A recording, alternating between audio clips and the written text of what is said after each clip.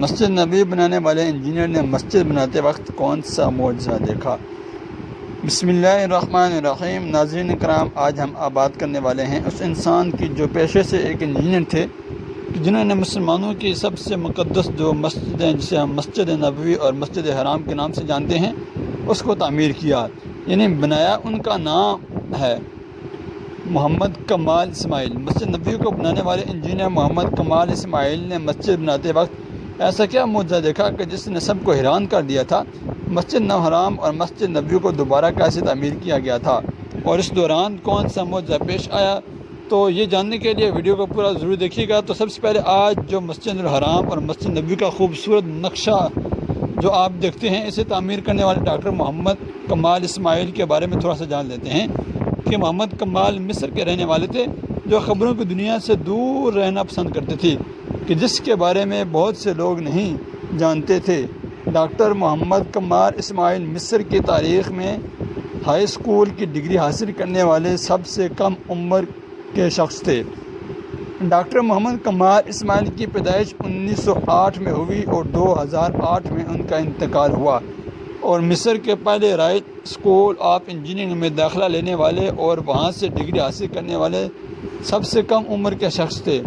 3 doctorate کی degree حاصل کرنے کے لیے یورپ بھیجے جانے والے سب سے کم عمر کے آدمی تھے۔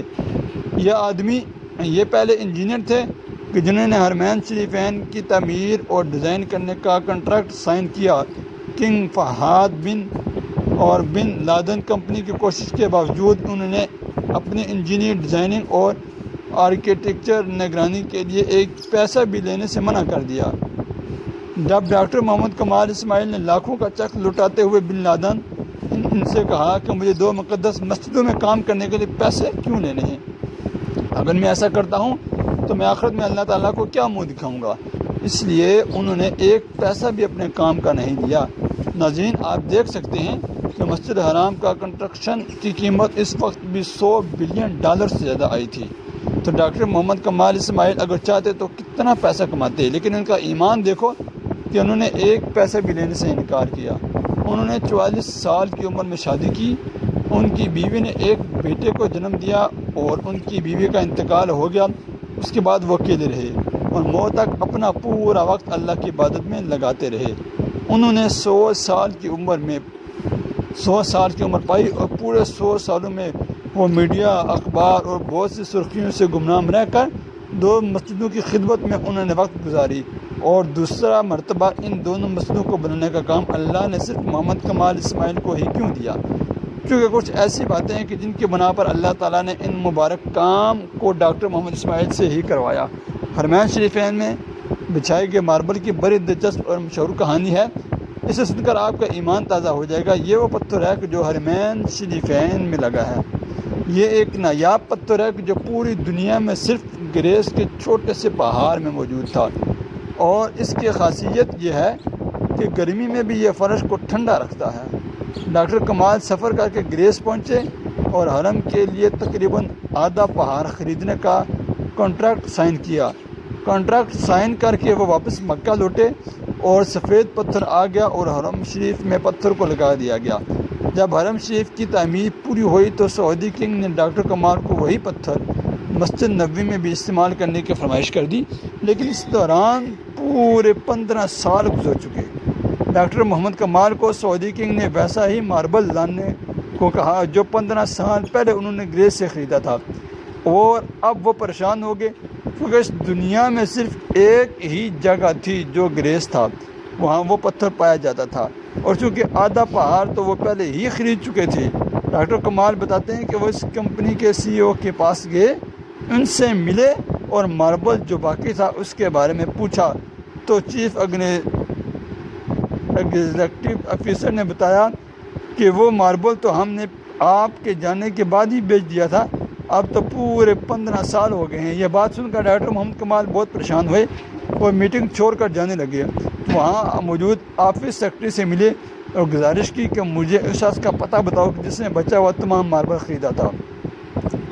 تو اس نے کہا کہ بہت پرانا ریکارڈ تلاش کرنا بہت مشکل ہوتا ہے، لیکن آپ مجھے اپنا فون نمبر دیجئے میں تلاش کرنے کی کوشش کرتی ہوں۔ انہوں نے اپنا فون نمبر اور اپنے ہوٹل کا پتہ دیا اور اپنے ہوٹل واپس آ گئے۔ ماربل کمپنی کے آفس سے نکلنے سے پہلے ہی محمد کمال نے سوچا کہ مجھے کیا کرنا ہے، کسی نے بھی خریدا ہو اللہ خود ہی بدمست کر دے گا انشاءاللہ۔ پھر اگلے دن ایئرپورٹ پر جانے سے پہلے کچھ گھنٹے پہلے انہیں ایک فون آیا کہ مجھے ماربل کے خریدار کا پتہ مل گیا ہے۔ ڈاکٹر محمد کمال یہ سن کر بہت خوش ہوئے، لیکن ساتھ ہی ساتھ انہیں یہ ڈر بھی تھا کہ اتنا لمبا عرصہ گزرنے کے بعد اس خریدار سے ملاقات ہو پائے گی یا نہیں۔ وہ آفس پہنچے تو سیکرٹری نے ماربل خریدار کمپنی کا پتہ بتایا۔ جب ڈاکٹر کمال نے وہ پتہ دیکھا تو ان کا دل کچھ دیر کے لیے دھڑکنا بھول گیا۔ پھر انہوں نے زور کا سانس لیا، کیونکہ وہ کمپنی جس نے ماربل خریدا تھا وہ ایک سعودی کمپنی تھی۔ ڈاکٹر کمال نے سعودیہ کی فلائٹ پکڑی اور اسی دن وہ سعودیہ پہنچے اور سیدھا اس ماربل خریدنے والے کمپنی کے پاس چلے گئے اور سیدھا مالک کو ملے اور پوچھا کہ جو ماربل آپ نے گریس سے خریدا تھا اس کا آپ نے کیا کیا؟ اس نے جواب دیا مجھے کچھ یاد نہیں۔ اس نے اپنے اسٹور ڈپارٹمنٹ سے بات کی اور ان سے پوچھا کہ وہ سفید ماربل جو یونان سے منگایا تھا وہ کہاں ہے؟ تو اسٹور والوں نے کہا کہ وہ سارے ماربل موجود ہیں اور اس کو کبھی استعمال ہی نہیں کیا گیا۔ یہ سب سن کر ڈاکٹر محمد کمال اسماعیل ایک بچے کی طرح زور قطار رونے لگے اور کمپنی کے مالک کو پوری کہانی سنائی، اور ڈاکٹر کمال نے کمپنی کے مالک کو بلینک چیک دیا اور کہا کہ اس میں جتنے چاہے اتنی رقم بھر دو اور ماربل میرے حوالے کر دو۔ پھر کمپنی کے مالک کو پتہ چلا کہ یہ تمام ماربل ہمارے پیارے نبی حضرت محمد مصطفیٰ صلی اللہ علیہ وسلم کی مسجد نبوی میں استعمال ہونے جا رہے ہیں۔ تو اس نے کہا کہ ایک پیسہ بھی نہیں لوں گا۔ سبحان اللہ، اللہ نے یہ ماربل مجھ سے خریدوایا اور پھر میں اس کو بھول گیا۔ اس کا مطلب یہی تھا کہ یہ ماربل مسجد نبوی میں ہی استعمال ہونا تھا۔ یہ وہ مسجد نبوی ہے کہ جس کی تعمیر حضرت محمد مصطفیٰ صلی اللہ علیہ وسلم نے خود اپنے مبارک ہاتھوں سے کی تھی۔ یہ وہ جگہ ہے کہ جہاں آپ صلی اللہ علیہ وسلم کی اونٹنی رکی تھی، اور اس ایک ایک اینٹ خلفائے راشدین حضرت ابوبکر صدیق، حضرت عمر فاروق رضی اللہ تعالیٰ عنہما نے اپنے ہاتھوں سے رکھی تھی۔ وہ کتنے خوش قسمت لوگ ہیں کہ جن کو اللہ نے اپنے دو مقدس مقامات کی تعمیر کے لیے چنا، جہاں تمام مسلمان ہر جگہ کے، ہر دیش کے، ہر علاقے کے مسلمان اس جگہ آ کر ایک ہو جاتے ہیں۔ اللہ پاک محمد کمال اسماعیل کو جنت میں اعلیٰ مقام عطا فرمائے اور ان کے درجات بلند عطا فرمائے، آمین۔ ناظرین، ہجرت کے بعد رسول اللہ صلی اللہ علیہ وسلم نے سب سے پہلے ایک مسجد کی تعمیر فرمائی جس کو آج مسجد نبوی کے نام سے جانا جاتا ہے۔ اس لیے وہی جگہ منتخب کی گئی جہاں حضور صلی اللہ علیہ وسلم کی اونٹنی بیٹھی تھی۔ یہ زمین بنو نجار کے دو یتیم بچوں کی تھی جس کو آپ صلی اللہ علیہ وسلم نے قیمت دے کے خرید لیا تھا۔ اس کی تعمیر میں صحابہ کرام رضی اللہ تعالی عنہم کے ساتھ آپ صلی اللہ علیہ وسلم بھی پتھر اٹھاتے تھے۔ صحابہ کرام جوش میں یہ اشعار پڑھتے تھے اور آپ صلی اللہ علیہ وسلم بھی ان کے ساتھ آواز ملاتے اور یہ پڑھتے، جس کا ترجمہ یہ ہے، اے اللہ، اصل اجرت تو آخرت کی اجرت ہے، اے اللہ انصار و مہاجرین پر رحم فرما۔ یہ مسجد اسلام کے سادگی کی سچی تصویر تھی۔ اس مسجد کے 3 دروازے بنائے گئے تھے۔ دروازے کے دونوں پائیں پتھر کے اور دیواریں کچی اینٹ اور گارے کی بنائی گئی تھی۔ ستون کھجور کے تنوں اور چھت کھجور کے شاخوں کی اور پتوں سے تیار کی گئی تھی۔ قلعے کی دیوار سے پچھلی دیوار تک 100 ہاتھ کی لمبائی تھی۔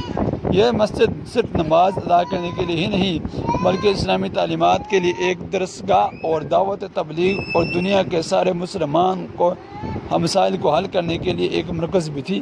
اس کے امام اللہ کے نبی حضرت محمد صلی اللہ علیہ وسلم اور اس کے نمازی صحابہ کرام جیسے مقدس ہستیاں تھیں۔